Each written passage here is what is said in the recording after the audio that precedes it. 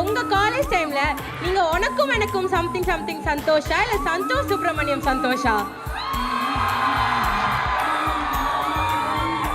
எல்லாரும் ரொம்ப அழகாக இருக்கீங்க. Be happy. இந்த 5 நாள் நீங்கள் எவ்வளோ ஹாப்பியாக இருப்பீங்கன்னு எனக்கு தெரியும். ஏன்னா கொஸ்டின் வந்து காலேஜ் பேஸ் பண்ணி வந்த கொஸ்டின். ஏன்னா நாங்கள் எங்கள் காலேஜில் லாயலால் என்னெல்லாம் பண்ணியிருக்கோன்னு உங்களுக்கு ஒரு ஐடியா இருக்கும்னு நினைக்கிறேன். டிபார்ட்மெண்ட்டும் மோதிப்போம் பயங்கரமாக. ஸோ சந்தோஷ் சுப்ரமணியம் சந்தோஷா இல்லை வந்து உனக்கும் எனக்கும் சந்தோஷா அப்படின்னு கேட்டேன். அவனே தான். வீட்டில் வந்துட்டு எப்போவுமே நம்ம சந்தோஷ் சுப்ரமணியம் சந்தோஷ் தான்.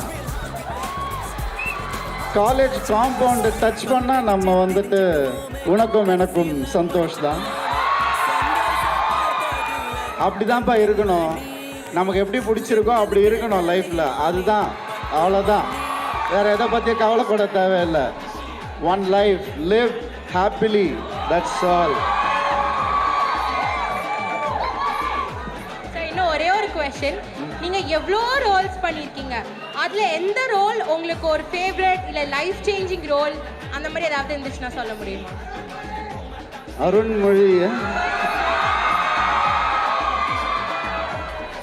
கண்டிப்பாக அதை பற்றி நான் நிச்சயமாக சொல்லணும். அது லேட்டஸ்ட்டாக நடந்த ஒரு லைஃப் சேஞ்சிங் மூமெண்ட்.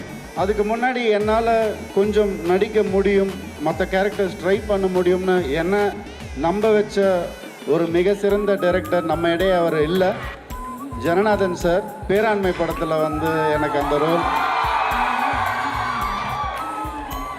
பல பேர், அதாவது பழங்குடி மக்கள் பல பேர் வந்து என்னை எப்படியோ ரீச் பண்ணி லெட்டர் போட்டு, சில பேர் ஃபோன் பண்ணி எங்கள் ஆள் ஒருத்தர் தெரிஞ்சான் ஸ்க்ரீனில் அப்படின்னு சொல்லி சொன்னாங்க.